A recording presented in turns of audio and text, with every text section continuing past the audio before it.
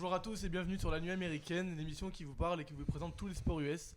Aujourd'hui, un plateau de rêve. On a Tom Perkis, la première Tom Perkis sur la Nuit Américaine. On l'attendait tous. Applaudissez-le, le pauvre.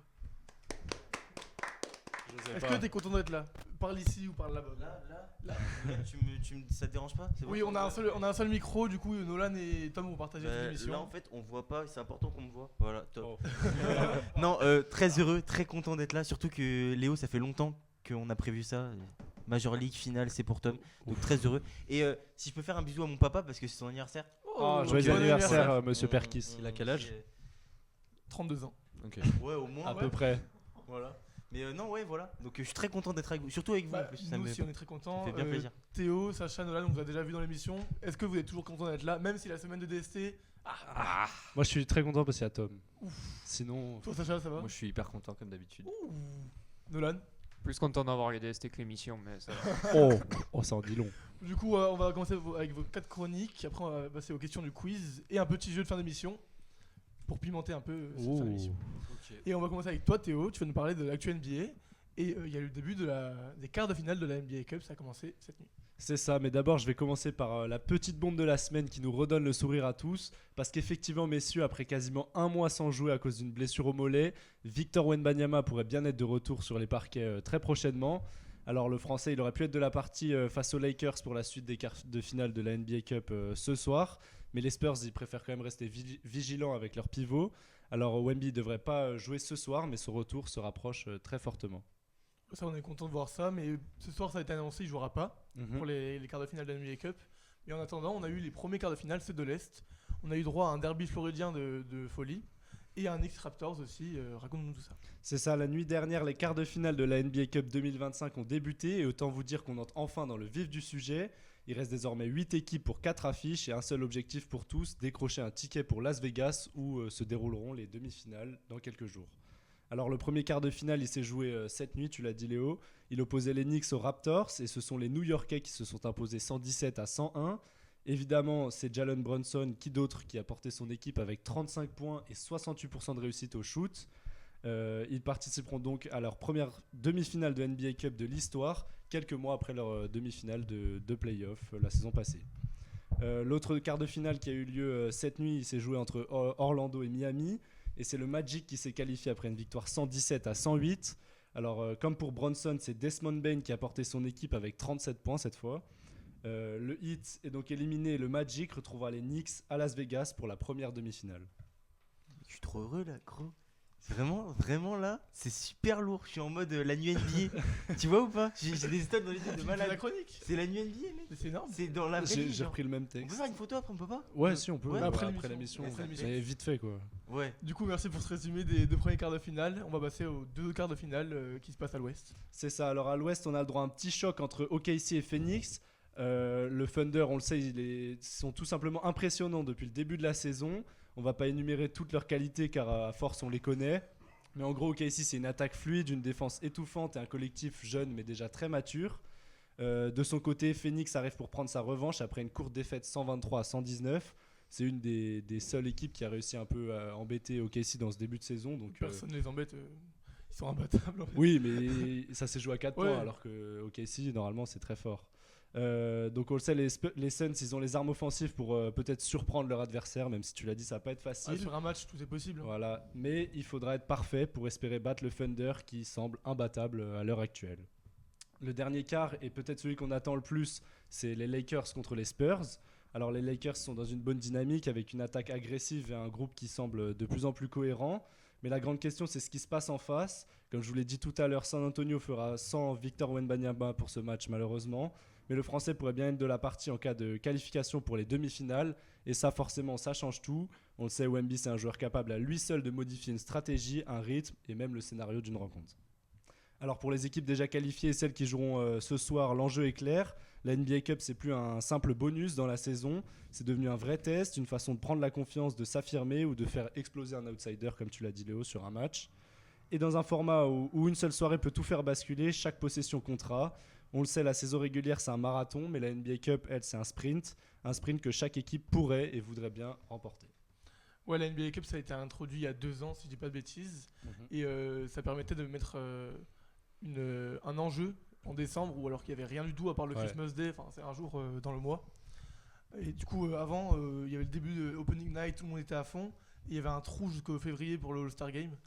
Et là, du coup, ils ont intégré ça. Moi, je trouve ça pas mal. Je sais pas ce que vous en pensez. Justement, ce que j'allais vous demander, en fait, est-ce que ça vous plaît concrètement? C'est vraiment une mesure qui était indispensable, ou ça faisait longtemps que c'était dans les tuyaux ou... Ce qui est pas mal, c'est ce que Léo il m'avait dit justement la première fois qu'on a parlé des make-up. Il m'a dit c'est un peu la Coupe de France au foot, mais version basket où tout le monde peut battre tout le monde et des fois on a des surprises et des belles affiches quoi en plus. Donc moi ce que je trouve ce que je trouve bien, c'est que justement dans plusieurs franchises, au milieu de la saison, il n'y a rien, on s'ennuie un peu, on attend juste les playoffs des fois. C'est pareil au hockey, il y a 82 matchs. En NHL, voilà, il y a un peu il y a les All-Stars comme en NBA, mais bon, en milieu de saison, voilà.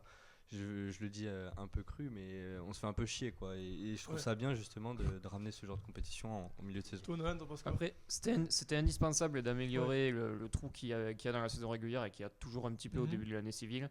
Mais la NBA Cup, j'accroche pas trop. Franchement, je sais pas. En fait, il y a des joueurs qui comprennent encore pas trop le fonctionnement, j'ai l'impression. Et du coup, à partir des quarts de finale, ça commence à jouer. Parce qu'il y a quand même un demi-million de dollars en jeu pour les équipes ou pour les joueurs chacun. Donc, voilà, c'est quand même mieux. C'est pour chaque joueur. Ouais, pour chaque joueur. Sans LeBron James, il s'en fout 1 million en plus. Mais pour un mec qui est au bout du banc, 1 million, ça fait plaisir. Voilà. Donc, à partir des quarts de finale, on sent que les mecs sont stimulés. Mais sinon, après, je trouve pas que ça change grand chose. Et les parquets pour différencier les matchs, au bout d'un moment, il va falloir qu'on en parle. Mais ils sont quand même sacrément hideux. Moi j'aime bien, ça change un peu. Ouais, chacun son avis. Moi j'ai du mal. Il est pas d'accord. Du coup, on verra ça. Du coup, il y a les demi-finales samedi, si je dis pas de bêtises. C'est ça. Et la finale mardi prochain. Donc, on verra si les Spurs peuvent revenir avec Wemby, pourra pas. Affaire à suivre. Donc, on passe à toi, Sacha. Tu vas nous parler d'une action qui a fait le tour des réseaux sociaux. Tout à fait. Même moi, je l'avais vu avant que tu me l'envoies. Donc, parle-nous-en. Ok. Aujourd'hui, je vais vous parler de hockey un peu comme d'habitude.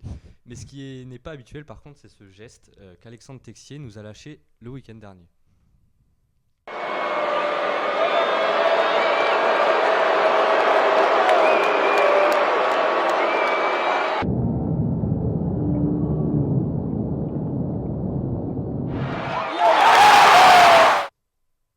C'est un geste unique que lui seul maîtrise. Il l'avait déjà fait en 2021 contre les Panthers quand il était à Columbus. Et si vous ne le savez pas, Alexandre, il est français. Il nous vient tout droit de Grenoble. Pour la petite anecdote, c'est le seul français en NHL actuellement. Et il joue à Montréal.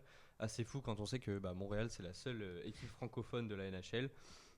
Il saisit déjà le cœur des Montréalais puisque c'est un joueur qui a de l'audace et qui sait prendre des risques. Dans une interview donnée à TVA Sports, une chaîne québécoise, Alexandre s'expliquait sur ce move qu'il a fait. Il a dit « Je savais exactement ce que j'allais faire, je m'entraîne souvent à ça ». Donc il était déjà le chouchou des Français, mais il est sans doute aujourd'hui aussi pour les fans des Habs. Ouais, du coup, merci pour l'actualité. Mais cette semaine, tu voulais aussi nous parler d'histoire, pour une fois, pour changer. Et du coup, je vais parler de 2 histoires très importantes en NHL. Tout à fait. Donc, cette année, ça marque un anniversaire important dans le monde du hockey. C'est les 20 ans de la victoire des Hurricanes de la Caroline en Coupe Stanley. En 2006, l'équipe créait la surprise en remportant leur tout premier titre. Donc, c'était une finale assez intense en 7 matchs contre les Oilers d'Edmonton. Donc, porté par leur capitaine Rod Brindamour, qui est aujourd'hui entraîneur de l'équipe, et un jeune gardien révélation Cam Ward. Les Hurricanes offrent leur premier à leur public un moment historique encore gravé dans les mémoires.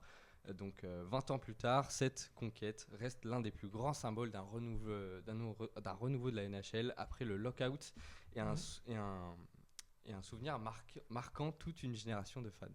Et justement, tu restes dans les années 2000 pour nous parler d'une saison bien particulière. Justement, donc je vous parlais de ce lockout. Donc on reste dans ces années-là. On est à la saison 2004-2005 et devinez ce qui s'est passé cette saison-là. Eh bien, rien. Il n'y a eu aucun match. Aucun match cette saison-là parce que les propriétaires et les joueurs n'arrivaient pas à se mettre d'accord sur l'argent. Les équipes disaient qu'elles dépensaient trop, les joueurs trouvaient les règles injustes. Les joueurs, donc résultat, personne ne cède et la saison entière disparaît. Aucun match, aucune série et même pas de Coupe Stanley attribuée. Une situation assez exceptionnelle. Donc l'année suivante, la Ligue reviendra avec un nouveau système et des règles changées pour plaire à tout le monde, on va dire. Mais cette saison blanche est restée l'un des moments les plus marquants de l'histoire de la NHL. Et qui avait gagné le bras de fer? Plutôt les joueurs ou les propriétaires sur les changements? Du coup, sur cette année blanche, c'était plutôt les propriétaires. Ouais. Puisque ils ont annulé la saison. Ils n'ont pas perdu d'argent du coup. Bah si, du coup. Ils ont Ouais, perdu mais énormément les d'argent. deux étaient perdants. Donc les deux étaient perdants. personne n'a vraiment Les gagné, joueurs allaient donc dans des équipes réserves. Ouais, des ligues mineures. Et Ouais, tout c'est ça. Donc la AHL, la OHL, etc. Donc des ligues plutôt en Inférieur, dessous, inférieures. Et donc ça a créé une grosse pause. Ça a créé beaucoup de polémiques, notamment sur les fans qui en avaient marre d'attendre. Pareil, c'est un peu le même cas que le confinement. Ouais. Sauf que là, c'est pas le même cas. Voilà, c'était pas obligé quoi. Il y avait eu pareil en NBA 2 fois, si j'ai pas de bêtises, dans les années 90. C'était les propriétaires qui avaient gagné le lockout, on va dire. Ils avaient pu. Et en 2011, c'est la saison où. C'est ça. Et du coup, pareil, mais sauf que cette fois, c'est les joueurs qui avaient gagné le lockout, on va dire. Et cette fois, pour le coup, c'était pas toute la saison. Et c'est assez impressionnant que toute une saison, donc un an entier, une année entière sans NHL. Mais c'est ça que j'ai pas compris par contre, c'est qu'en gros, dès le début de l'année, ils ont dit cette année pas de championnat, ou alors au fur et à mesure, ça dit on va reprendre plus tard. Non, dès le début, en fait, il n'y a eu aucun match. Donc en saison régulière, il y en a 82, et là, il y en a eu 0. Donc c'était arrivé aussi en 2013, mais là, il y a eu quand même la moitié de la saison qui a été jouée. C'était d'ailleurs les Chicago Blackhawks qui l'avaient remporté. Mais ouais, donc il y a eu 42 matchs sur 82 cette saison-là. Et je me rappelle aussi en 1919, il y a eu donc la grippe espagnole. Là, il y a eu une grippe espagnole et donc pas de saison non plus, mais ça à cause d'une épidémie. Ouais, donc mais c'est assez exceptionnel quand même. Ouais. Je savais pas que c'était toute la saison, mais ok. Voilà. Ok. Nolan, cette semaine, tu vas pas nous parler de NBA pour changer. Tu remplaces Elsa pour nous parler de NFL. Tu fais un back-to-back vu que tu étais déjà là la semaine dernière. Ouais. Et Vivement le load management.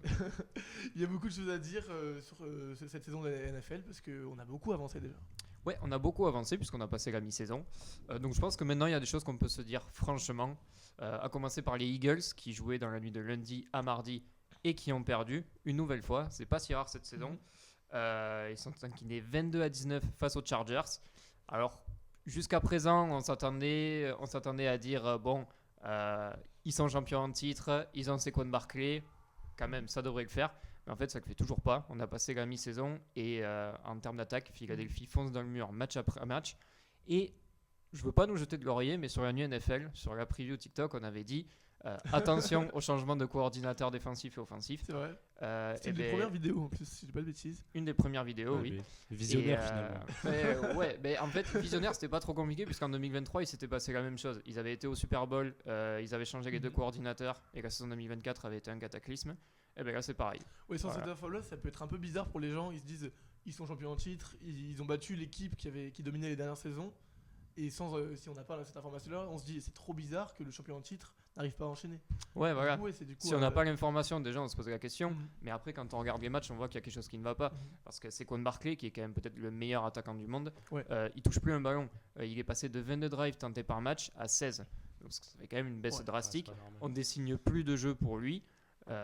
Et donc là, le coach offensif de Philadelphie, vraiment, il commence à avoir les fesses qui chauffent, si je peux me permettre, puisque le coach en chef de Philadelphie, Nick Sirianni, a décidé de prendre un petit peu plus le lead sur l'attaque et de commencer à donner des consignes. Et là, sur le match, même si Philadelphie a perdu en soi, ça a été bénéfique pour Barkley puisqu'il a dépassé les 100 yards, ce qui n'était jamais arrivé cette saison, et il a marqué un touchdown, donc c'est quand même pas mal.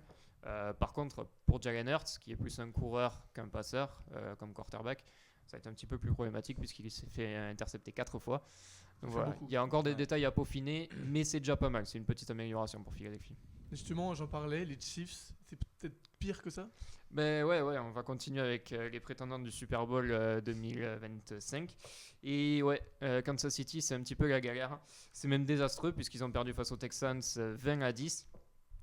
Donc ils repassent en bilan négatif. À ce stade de la saison, c'est quand même problématique. Ils sont à 6 victoires pour 7 défaites. L'écart se creuse avec les Chargers, dont on a parlé tout à l'heure, puisqu'ils sont deuxième de l'AFC West avec 9 victoires pour 4 défaites. Donc c'est pas mal. Mais il ne faut même pas parler de l'écart abyssal qu'il y a avec les leaders de l'AFC West, qui sont les Denver Broncos. Eux, ils sont à 11 victoires pour 2 défaites. Nous, tout roule. Ils sont pas premiers de la ligue. Ils sont premiers de la ligue à égalité avec les Pats, 11-2. Mais donc voilà, là c'est un petit peu un problème puisque je parlais de la vidéo preview tout à l'heure.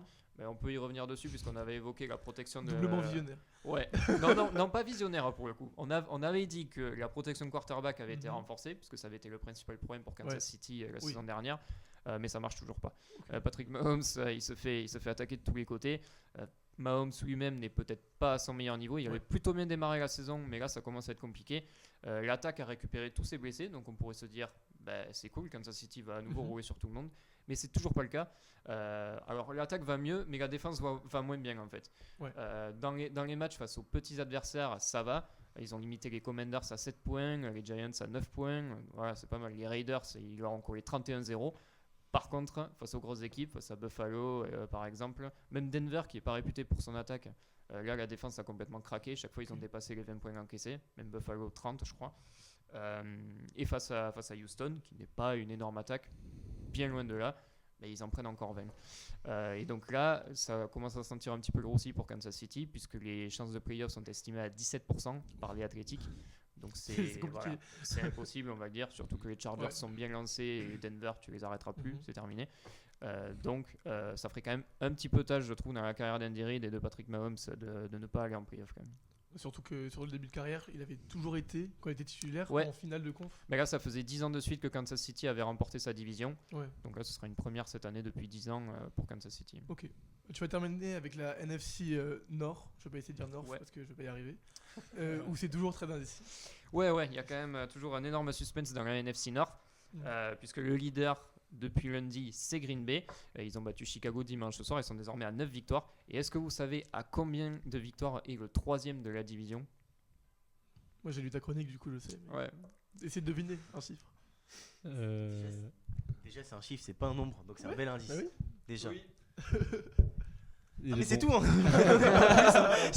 J'ai posé mon truc. Dis un chiffre. Un chiffre. Vas-y, mouille-toi, Théo, un peu. À 9, on dit que c'est serré. Moi, je dis 8. Je dis en premier. Ouais, moi je dis 7. Ok. C'était 8. Du coup, Désolé Tom, c'était j'ai un 8. point pour le quiz. Non, pas de point pour le quiz. Désolé, c'était 8. C'est disgrace. Mais donc, on a une excellente lutte à 3 du coup pour les playoffs dans cette conférence qui fait toujours partie des plus relevés de la ligue. Et chaque fois qu'on a un duel de division, ce qui n'a pas été très rare ces derniers temps, on a eu pas mal de matchs, notamment pour Thanksgiving, on a eu droit à un Green Bay Detroit qui a été hyper intéressant. Mais l'excellence des bilans quand même, ça fait que la NFC North pourrait avoir justement le droit à envoyer 3 équipes en post-season, un petit peu sur le même principe de la NBA avec le play-in pour la NBA et les wildcards, la wildcard pour la NFL. Voilà. Donc on pourrait potentiellement retrouver Chicago, Green Bay et Détroit en playoff. C'est pas encore sûr, mais vu l'excellence des bilans, il y a de très fortes chances quand même. Et vraiment, on a hâte d'être en playoff parce que dès que les équipes se jouent, c'est vraiment un festival. Le match de Thanksgiving entre Green Bay et Détroit, franchement, on s'est régalé. Vraiment, on a hâte des playoffs. Ça commence en janvier. En janvier. En janvier. Ça arrive. Du coup, je rappelle, en NFL, c'est pas comme en NBA ou NHL, c'est un match coup près. Un match coup près. Donc même la meilleure équipe de la ligue peut se faire sortir par la pire équipe qui est en playoff. C'est ça qui rend le truc c'est fou. Quoi, c'est un seul match. Un match. Okay. C'est pour ça que c'est tellement dur de gagner. Du coup, c'est comme au foot en fait. C'est en un seul match. Mais ça change vraiment tout parce que, comme je dis, la meilleure équipe du monde peut se faire sortir au peut disparaître. Moi, j'ai un petit débat. Vous pensez que c'est plus difficile un championnat où ça se joue en 7 matchs ou un seul match par phase éliminatoire? Pour moi, c'est un match, c'est dur. Pour moi, c'est plus compliqué la NFL d'enchaîner. Dans l'histoire, il n'y a jamais eu une équipe qui a fait 3 fois d'affilée. Alors qu'en NBA, ça arrivait des dizaines de fois. Enfin, des dizaines de fois. Oui, ça arrivait plein de fois. Je suis un malade. Mais du coup, en effet, là, il y avait les Chiefs qui auraient pu le faire l'an dernier. Mais c'est la première fois qu'une équipe enchaînait 3 Super Bowls. Sinon, c'est jamais arrivé. Sinon, c'était arrivé des back-to-back, mais à chaque fois, la troisième année, ils perdaient au premier tour, au second tour. Et là, on y croyait un peu pour les Chiefs. Bon, ça l'a pas fait. Mais justement, pour eux, c'est un peu bizarre. Les Chiefs et les Eagles, c'est ceux qui étaient au Super Bowl. Et là, comme l'a dit Nolan, c'est 2 équipes en grande difficulté. Ils sont en galère. C'est rare de voir ça quand même dans le sport. Genre, cette année, les Pacers et OKC ça m'a fait penser à la même chose. Les Pacers sont moins bons, mais c'est parce qu'ils ont perdu à Liberton. Leur meilleur joueur. Là, si tu vois les Chiefs ou les Eagles, ils ont perdu des joueurs, mais pas les plus grandes, les parties les plus grandes, les plus importantes de leur équipe. C'est quand même. Mais après, le poste de quarterback est quand même déterminant en NFL. Et pour le coup, Philadelphie n'a quand même pas le meilleur quarterback de la ligue. Ça a souvent été une source de débat. Et puis, comme je disais, vraiment, l'impact des coordinateurs, c'est super important. On parle de Détroit. Détroit, ils faisaient une saison régulière excellente la saison dernière. Et là, ils ont du mal. Alors, peut-être qu'ils iront en playoff. La NFC North est ultra serrée, on vient d'en parler. Mais c'est pas dit, en fait. Vraiment, l'impact des coordinateurs, c'est super important. Donc, du coup, affaire à suivre, on verra s'ils arrivent à se qualifier en playoff. Bon, ça va être compliqué, mais on verra. C'est mal embarqué. Du coup, j'enchaîne avec toi, Tom. Tu m'as écrit un lancement magnifique, du coup, je vais le lire mot pour mot. Superbe. Tom, habillé en rose comme ça, on dirait presque que tu sors d'un vestiaire de l'Inter Miami. Je suis sûr que c'est pas un hasard et tu voulais nous parler d'une finale historique. Totalement assumé pour le coup ce style. Voilà, c'est mon petit hommage à l'équipe qui vient de mettre la main sur sa première MLS de son histoire. Et pour être honnête, je crois que personne à Miami n'est encore redescendu de cette victoire. L'Inter Miami est arrivé lancé comme un bouchon de liège après avoir écrasé New York City 5-1 juste avant. Donc un petit score. Samy fait en régie, alors qu'il a dormi tout le match apparemment. Non, il s'est réveillé quand il y avait un lutin qui courait sur le terrain. Là, il se réveillait de suite. Bref, Vancouver en face, sérieux, discipliné avec Thomas Müller. On va pas le représenter. Il en a joué des mauvais tours justement à Alba, Messi, Busquets, Suarez. Au Barça, une petite au vengeance. Barça tout simplement. Le match, parce qu'on va peut-être faire une petite rétrospective très simple. Une quoi? Une rétrospective. Ok. Ouais. j'essaierai pas. Ouais, j'essaie de dire des mots compliqués. Non, le match en fait il démarre super bizarrement. Il y a peu d'intensité et double contact de Messi. Décalage sur le côté, centre, ballon dévié par un défenseur de Vancouver dans son propre but. Voilà, le fameux Eddie Okopo pour le nommer, qui a fait vraiment un match. Il a vraiment pas fait un bon match. Et même s'il a fait un petit sauvetage à un moment donné, ça excuse pas après, le quand tu marques piètre un but contre performance. ton camp, Ouais, mais on met au bout de peu de temps parce que à 8 minutes contre ton camp, ça met le. Après, t'es bien dans ton match. Tu je pense. tu Pendant rentres 90 bien. minutes. Ah, le là. décor est posé, c'est Après, magnifique. c'est long. Hein. Donc Miami jubile, vous le pensez bien, les supporters ils sautent dans tous les sens et il se passe pas grand chose ensuite dans la première mi-temps, on va pas se mentir. Même si, comme à l'accoutumée, Novo, le gardien de l'Inter Miami, il fait quelques parades sympas. Franchement, c'est un bon gardien. Müller, il envoie une tête, presque une passe décisive, sauf qu'il fait un arrêt exceptionnel. Le Non, gardien. franchement, il est vraiment pas mauvais. Et à la Coupe du Monde des clubs, il était vachement intéressant, Novo. Il fait penser un peu à Léo Epaminondi Prime. avant sa Prime. blessure. Ouais, Prime avant sa blessure à la cheville. Ça s'entend. C'est un peu les mêmes caractéristiques. Tu sais, c'est explosif sur sa ligne. Imbattable. Non, mais c'est très Clean fort. sheet. Au retour des vestiaires, parce qu'il faut bien à un moment donné, Vancouver, c'est à leur tour de sourire. Ali Ahmed, il frappe et Novo justement. Alors, on a fait des éloges de ce gardien il y a peu. Il a pas la main super ferme et le ballon il rentre Comme Léo Epaminondi finalement. Ouais, les mots sont les mêmes à un moment donné. Voilà. Donc un partout, finale relancée à l'heure de jeu pile, 60e minute, comme un signe. Magnifique. Superbe. Là normalement on tremble, si on est un peu honnête, un partout, 60e minute, on commence à se remettre en question. Sauf que dans l'équipe, il y a quelqu'un qui se charge que rappeler la panique à un moment donné ça ne sert à rien. Voilà, Lionel Messi, il presse, ouais. Pas une blague, il a pressé. Il récupère la balle dans les derniers mètres. Il donne une balle millimétrée, mais vraiment superbe passe dans l'intervalle à Rodrigo De Paul, son fidèle ami argentin, son soldat pour pas dire plus. Ouais. Et ouais, en fait, simplement, il ajuste le gardien 2-1, 71e minute. Donc là, l'Inter est plutôt bien. Plutôt même très bien, parce qu'à un moment donné, quand on mène à ce stade-là du match, et quand on a vu même que Vancouver ont commencé à baisser un peu de régime, tant mieux. Et puis dans le temps additionnel pour poser le glas à un moment donné, enfin sonner le glas, excusez-moi, encore de la magie, contrôle poitrine, ouverture du pied gauche en 2 touches simplement, Léo Messi encore, qui vient servir Allende et pareil, il ajuste le gardien, 3-1, donc rideau, fini. Après avoir soufflé seulement sa 7ème bougie, parce qu'il faut le dire aussi, la franchise n'a que 7 ans. La franchise de David Beckham du coup. Tout à fait. On va pas revenir aussi de la manière dont il l'a acquis et tout. Enfin, très acquis. Les mots ils sont complexes. J'utilise un vocabulaire complexe. Pardonnez-moi, navré. Mais ouais, du coup, premier titre de champion et ils peuvent voir que la vie en rose. Excusez-moi le jeu de mots. Ouh, j'adore. Et justement derrière ce titre, cette victoire, il y a le nom d'un homme. Quel homme? Ouais, on pensait avoir tout vu, tout raconté. Tom Perkis. Pas loin. Le même Lionel style de Messi. jeu. Ah. Lionel Messi, on trouve encore le moyen de nous dire vas-y, une dernière passe. Bon, allez, un dernier match, une dernière saison, un dernier titre pour la route. Le mec, il s'arrête jamais. Il veut toujours plus. Résultat, titre de champion. 3 jours plus tard, élu MVP de la MLS sans trop de surprise. Comparé à l'année précédente, mine de rien, parce qu'il avait joué une moitié de saison, il avait été élu MVP. Même s'il a des stats de malade, à un moment donné, faut se dire que c'est comme bizarre. Enfin, Ouais, c'est pas bah, commun. Oui. Le nom après, aide. le joueur n'est pas commun non plus, donc on C'est lui ça. excuse. Et non, ce qui est fou, c'est qu'à 38 ans, le type il fait la meilleure saison MLS de sa vie. 35 buts, 28 passes décisives, toutes compétitions confondues. Donc entre mal. du coup la régulière et, Saison régulière et ouais. les playoffs. et les playoffs. C'est pas mal. dégueu. C'est pas mal. À 54 Pas ans, mal. c'est pas mal. Franchement, je trouve ça pas mal, tu vois. Vraiment. J'en positionne carrément, c'est fou. Et même dans les stats, on dirait que il a décidé de redevenir le petit gamin de Rosario en fait, qui jouait sans complexe. Tu vois que le gars il ne calcule même pas ses stats en plus. Il joue. Il kiffe.